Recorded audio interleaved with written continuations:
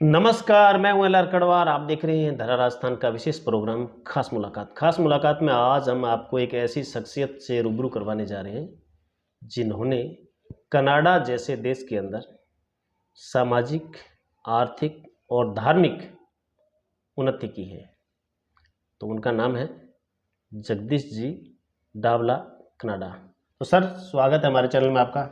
बहुत बहुत आप और आपके जितने भी देखने वाले लोग हैं और आपके चैनल का बहुत बहुत धन्यवाद। जी, तो सर, संक्षेप में आपका जीवन परिचय। मेरा जीवन परिचय है जी, मैं बचपन से जी अपने गांव से जी बुढ़ा जोड़ में जी पढ़ाई की और सिख धर्म के अंदर जी रहते हुए जी मैं कनाडा गया जी और कनाडा में जाके अपने लोगों के लिए, अपने परिवार के लिए जी कुछ करने की चाहना रखी है। जी। तो आपने सिख धर्म को ग्रहण करने की प्रेरणा कहाँ से मिली? क्योंकि हमारे गांव के पास गुरुद्वारा बुढ़ा जोड़ है, जी जहाँ पे हमारा और मेरे बड़ों का जाना आना था, जी सेवा में उनका हाथ था। जी सो उनको देखते हुए, वहाँ अनाथ बच्चों को देखते हुए जी। मैंने ये प्रेरणा उन अनाथ बच्चों से प्राप्त की। तो अभी कनाडा में आपका क्या बिजनेस है? मेरा वहाँ कनाडा में अपना कंस्ट्रक्शन का बिजनेस है, जी जो हम घर बनाते हैं जी। और आगे लोगों को सेल करते हैं।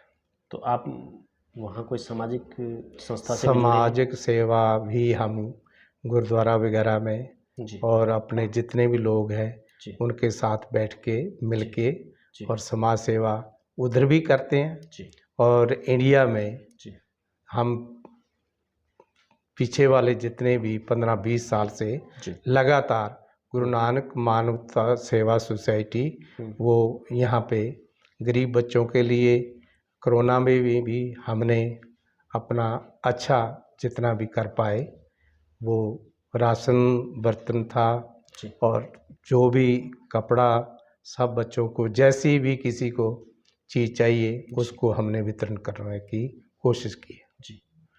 तो सर, इन फ्यूचर सामाजिक क्षेत्र में अभी आपके दिमाग में क्या प्लान है?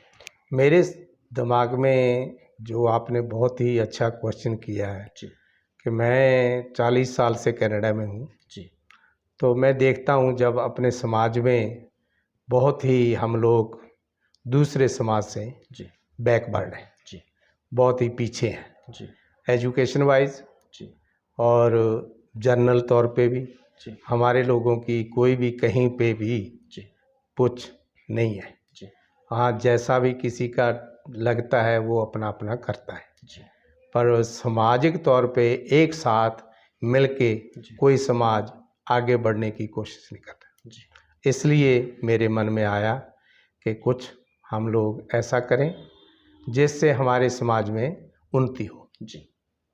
तो सर, आपने इतनी बड़ी सफलता हासिल की है सामाजिक, आर्थिक और धार्मिक क्षेत्र में। जी जी। इसके पीछे का रहस्य क्या है?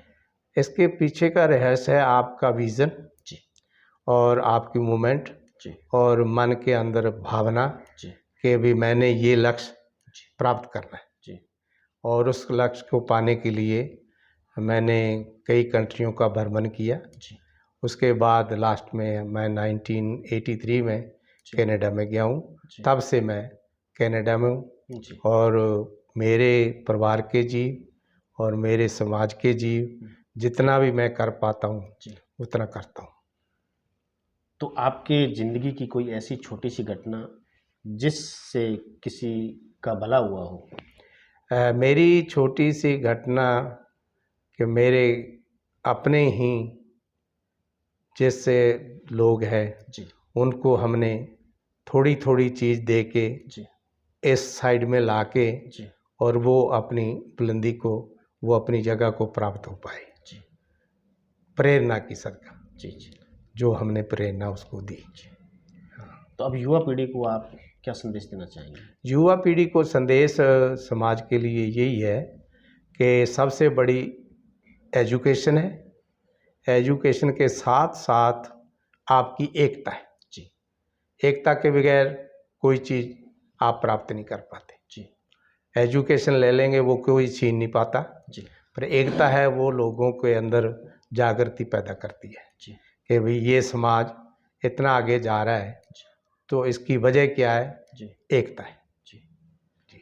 तो अभी आपने जिक्र किया था कि हम एक यहाँ सामाजिक सेवा या संस्था खोलने का विचार कर जी, रहे हैं, तो उसके पीछे का क्या प्लान है? मेरा यही रहस्य है कि मैं कोई एजुकेशन अदारा जी नॉन प्रॉफिटेबल, जी जिसकी कोई भी उसमें आमदन का जरिया नहीं बनाता हूँ। जी रोटी रोटी हम वहाँ बहुत अच्छी कमा रहे हैं, जी अच्छी खा रहे हैं, जी पर ये मन में भावना है जी कि कम से कम हमारी समाज के लिए जी कुछ ना कुछ हम कर पाए, जी और फ्री एजुकेशन हो, नहीं तो कुछ परसेंट और जी मिनिमम जी पे हम बच्चों को, खास करके जिसके पास माँ बाप के पास कोई भी जी फीस वगैरह देने के लिए, कपड़ा लत्ता नहीं देने के लिए, जी तो उनके साथ हम अपना राब्ता कायम करेंगे। जी। तो सर मेरा अगला क्वेश्चन आपसे ये है जी, कि आप इंडिया की राजनीति को किस दृष्टि से देखते हैं?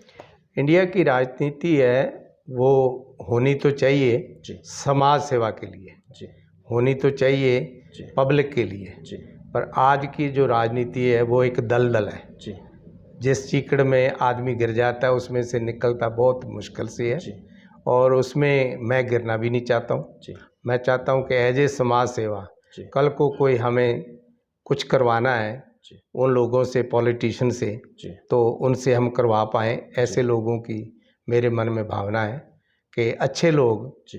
पॉलिटिक्स में आएँ और लोगों की सेवा करें। आपकी नज़र में कनाडा की राजनीति और इंडिया की राजनीति में डिफरेंस क्या है? कनाडा की राजनीति और इंडिया की राजनीति में रात और दिन जैसे फ़र्क है ना, जी ऐसा ही है। कनाडा में फ्यूचर ब्राइट जी दिन है जी कनाडा, और इंडिया जी में अंधेरा है, जी कुछ भी नहीं दिख रहा है। जी आदमी गली में ढूंढता है पर मिलता कुछ नहीं है। जी यही फ़र्क है। वहाँ कनाडा में किसी भी वीआईपी को कोई स्पेशल ट्रीटमेंट नहीं है। जी प्रीमियर है हमारा, मुख्यमंत्री है, जी वो ही सब्जी भाजी लाता है, जी कोई सिक्योरिटी नहीं उसकी। जी एमपी है तो वो भी सब्जी भाजी लाता है, जी उसको कोई सिक्योरिटी नहीं है। जी चाहे एमएलए है, चाहे मिनिस्टर है। मेरे बाजू वाले घर में मिनिस्टर रहता है, जी मेरे को 3 साल बाद जी उस मिनिस्टर का पता चला कि ये मिनिस्टर है जी हमारी बीसी गवर्नमेंट में। जी तो ऐसे लोग, ऐसा सिस्टम यहाँ भी पैदा हो जी तो राजनीति साफ़ सुथरी हो जाती है। जी तो साफ़ सुथरी में हर आदमी जी अपने ढंग से अच्छा काम कर सकता है। जी। जी, भ्रष्टाचार को लेकर आपके क्या कहना है? भ्रष्टाचार तो हमारे तो वहाँ जो भी है जी ब्राइट, सब कुछ, कोई भी काम कराना आपने, सुबह जाओ काम कराओ वापस आ जाओ, जी कोई आपके ऊपर रोक नहीं, कोई थाम नहीं, कोई आपको एक्स्ट्रा किसी तरह का बर्डन नहीं है, जी कोई भी किसी तरह की आपको बड्डीखोरी नहीं है। जी पर यहाँ तो है ही भ्रष्टाचार, भ्रष्टाचार के बगैर है ही कुछ नहीं। जी। यही देखा मैंने तो बस। तो जगदीश जी, आपने हमारे चैनल को समय दिया, इसके लिए आपका बहुत बहुत धन्यवाद। थैंक यू, आपका और आपके चैनल का बहुत बहुत धन्यवाद। नमस्कार।